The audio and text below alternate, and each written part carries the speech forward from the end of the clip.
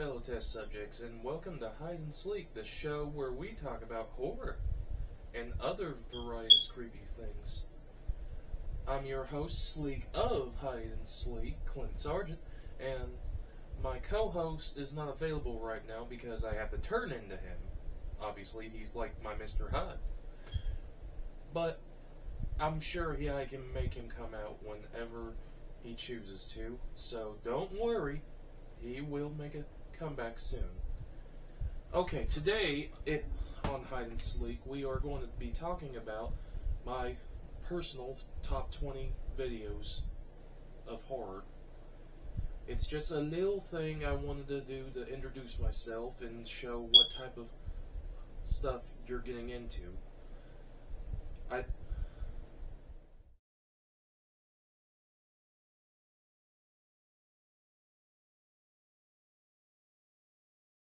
is Killer Clowns from Outer Space, a little fun movie I love so much from my childhood, and I'm pretty sure all you horror movie nuts out there know why. It's literally just the king of B horror movies. It has everything you could ask for. It has alien clowns, it has pure killer shadow puppets, it has everything. There is literally a scene ripped out of Jason Takes Manhattan where this freaking clown punches a guy's head off. And oh my god, I used to laugh so hard at that. Oh, the memories. Oh, and let's not forget the pie scene. Oh my god, the special effects on that scene were amazing. They were literally just melting the dude half to death with freaking cream pies. I mean, how is that not entertaining? It goes low on the list because it's not actually scary, but damn it, it is a fun movie. I'd like to bring up Texas Chainsaw Massacre 2. It's just a fun little movie, and I hate that nobody talks about it anymore because it has everything. It has blood, it has gore, it has comedy, which was rare back in those times because back then horror movies had to be serious. I swear it was like Jason had no funny bone in his body, and the only reason why people liked certain movies of his was because they were parodies of himself. But with this, Toby Hooper knew what he was doing, he got the job done, and it's just fun. Chop Top's fun, Leatherface is fun, the whole premise of the sheriff wanting revenge for his little nephew from the original movie. It was amazing. Top notch. Go check it out.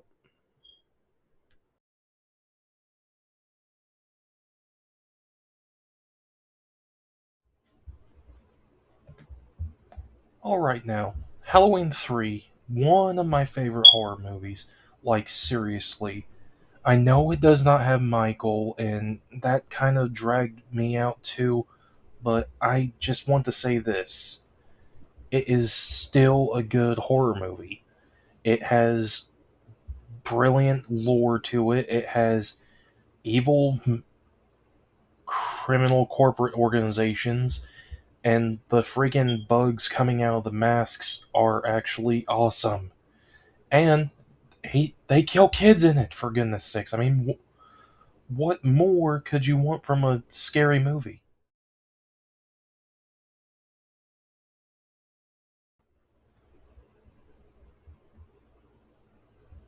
Alright, stop me if you heard this one. Group of teenagers get lost in the middle of the unknown countryside to find a ragtag team of hillbillies. Sound like Wrong Turn? Yes? No? Well, not in this case. It is actually a British horror film called Inbred. It came out around 2012, I believe, and it was created by Darklight Studios.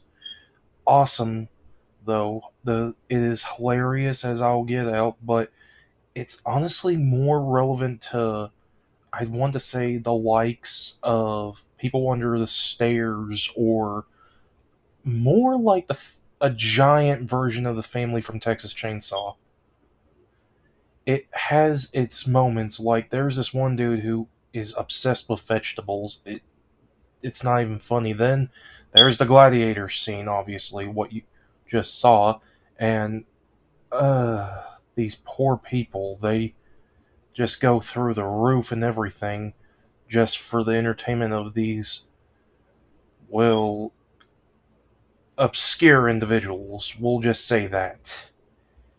And I might say it is one of my favorite indie horror films ever. Please check it out. It is amazing. It is so weird. And I love the comedy in it. Well,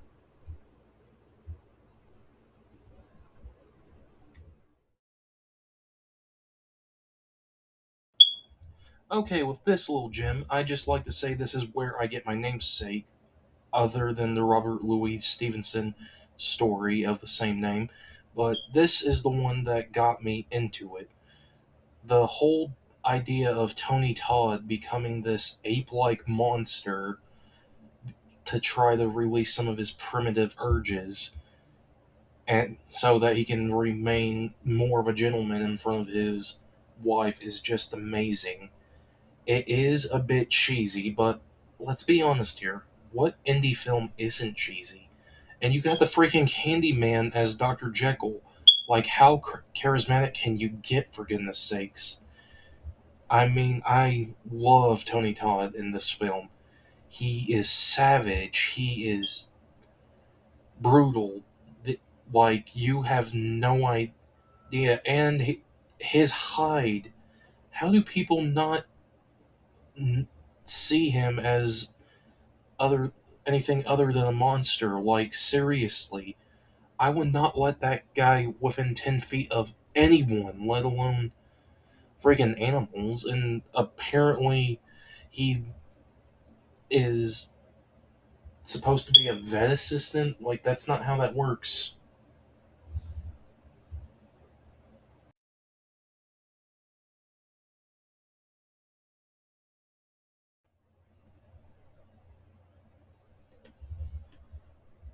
Okay, I don't have to convince anyone about this movie because let's be honest, who hasn't heard of this movie?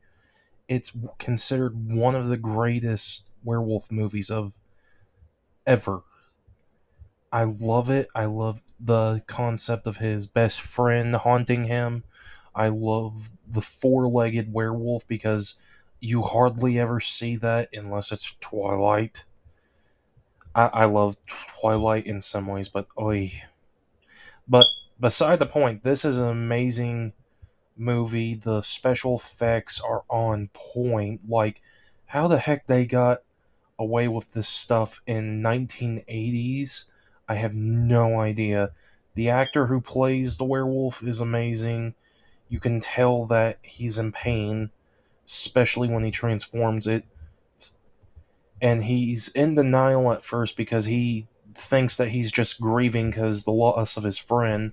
And then, obviously, he is not in denial after he kills and eats a couple people.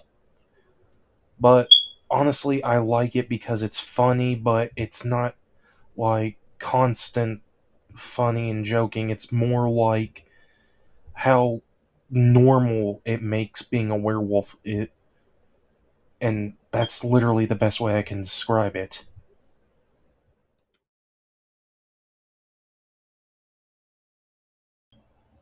Whew, I have no idea how to describe this other than wow. Phil Tippett knew what he was doing when he put 30 years to make this film. The cinematography is amazing. The stop motion is awesome. I love the biblical references to the Tower of Babel, and I also love the creature designs on here because, let's be honest here, you ain't going to see this in any other normal horror movie.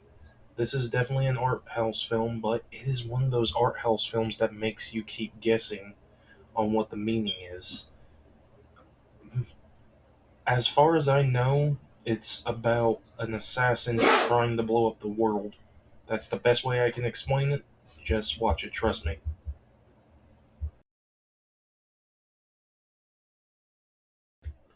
Where to begin with Perfect Blue? It was created by Satoshi Kon, a massively brilliant director. He is one of my favorite directors. He made Tokyo Godfathers, one of the best Christmas films ever. Check it out. But beside the point is, it is about a young lady who just got out of a stand band in Japan, and she's trying to make a name for herself as an actress. But a crazy stalker fan has decided to post her life on the internet for everyone to see, and not just like post like a couple paparazzi folks. I mean, literally every detail, every step she takes. If her goldfish dies, if she went to the bathroom today, like that sort of creepiness, and it makes her question: is she the real person, or is this guy the really her? It is so out there. I beg you to watch this.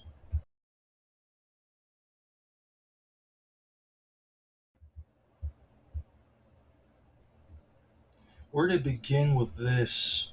I know I keep saying that, but I swear to you, Clive Barker is a genius in Hellraiser.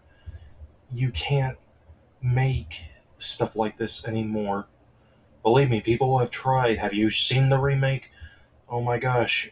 Uh, Not hating on the remake though, it's still good, but this is still better. I'm sorry. The creature effects, Doug Bradley as the Hell Priest. I'm not calling him Pinhead, that takes him off. Uh, I love the idea of a dude literally coming back from Leviathan, that's the name of the place, I'm pretty sure, and he legit just needs blood constantly in order to get his body back to normal. And the Cenobites, or as my little friend Dustin calls them, the Cinnabons, he they want to get his soul back and make him pay, and they will tear his soul apart.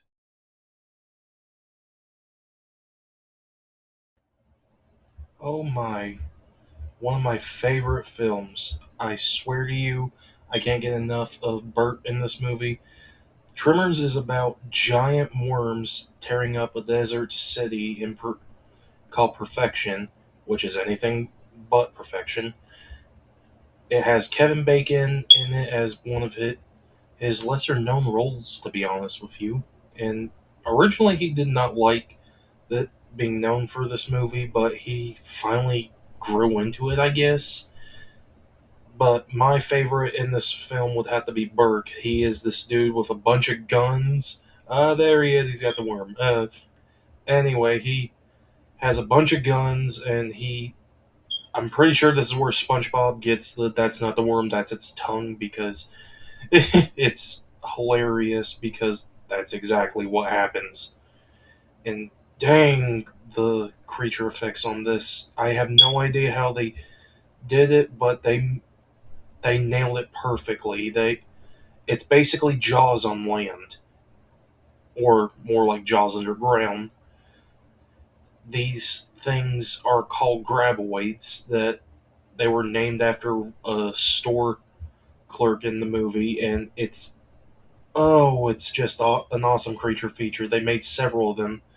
If you want to know how popular they got, check it out. Tell me how you like it. Just see for yourself. I'm not joking.